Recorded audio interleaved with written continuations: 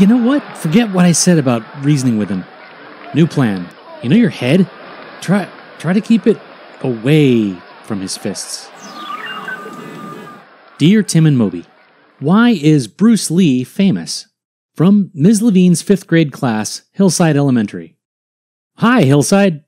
Bruce Lee was many things, but he's best known as a martial artist and filmmaker. Born in the United States, but raised in Hong Kong, he opened a door between the two cultures. And he used martial arts, fighting sports based on self-defense, to do it. Oh, don't worry, Lee could fight, but on film, it's all planned moves. No one is getting hurt.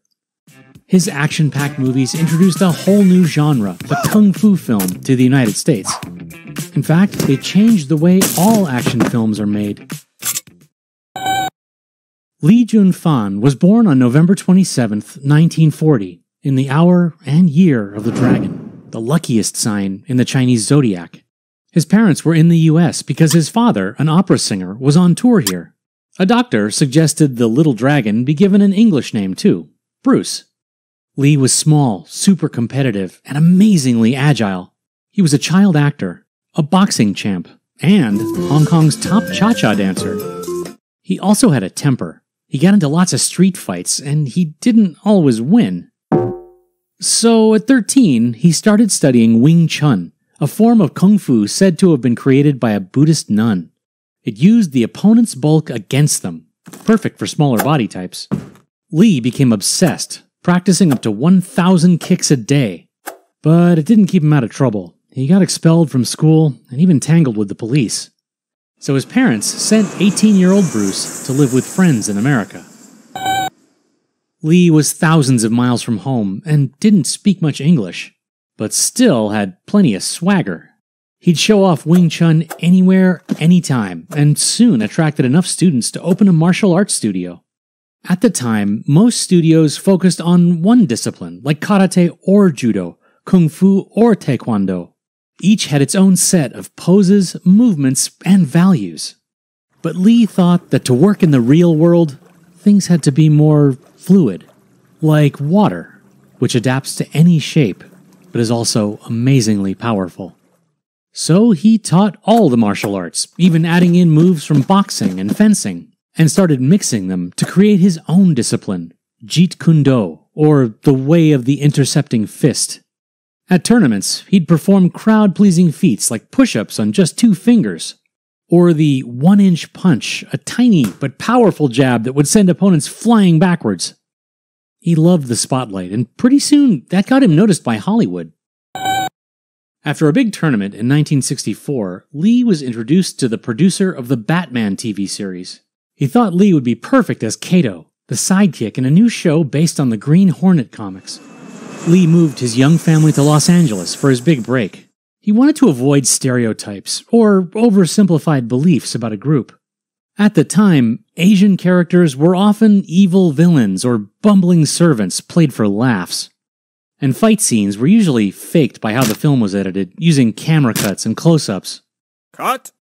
Lee declared he wouldn't have Kato be the punchline of any jokes, and he had to show real martial arts skills. He insisted the camera be set back and just let roll to take in full-body action. One problem, Lee was so fast he turned into a blur on film. Producers begged him to slow down. The Green Hornet got some buzz. It was the first time Kung Fu was shown on home TVs. Still, it wasn't a big success and soon got canceled. Lee stayed in Hollywood, doing smaller parts and teaching again to make a living. He just knew he was destined to be a big star. What he didn't know was that he already was, just not in the US. A few years later, when Lee visited Hong Kong, a huge crowd was waiting for him at the airport. The show was a smash there, and he was the star. It had even been retitled The Kato Show. Not one to miss an opportunity, Lee got back to work, this time as a writer, producer, and director as well. And of course, he brought his magic to the fight scenes.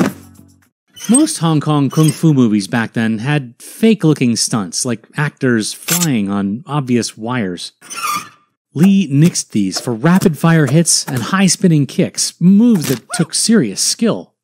This time, instead of Lee slowing down, they shot him in slow motion, and emphasized his physique, which was a totally different look for a leading man.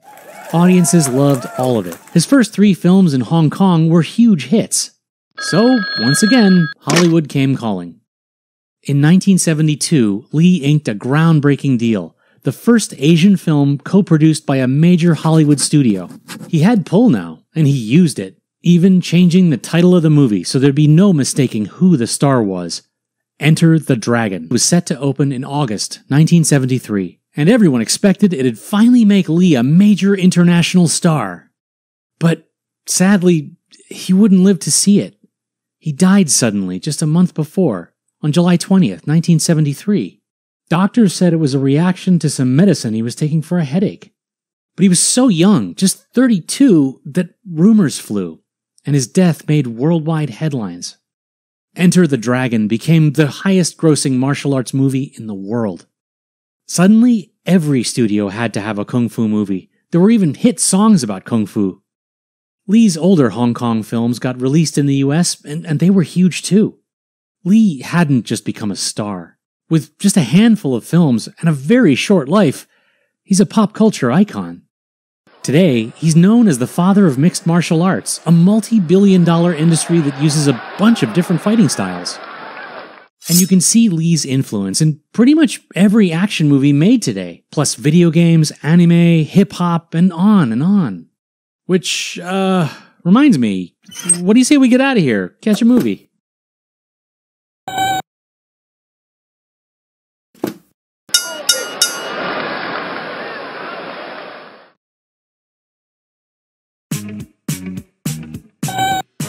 Totally, sure. You rock that jumpsuit way better. Sure.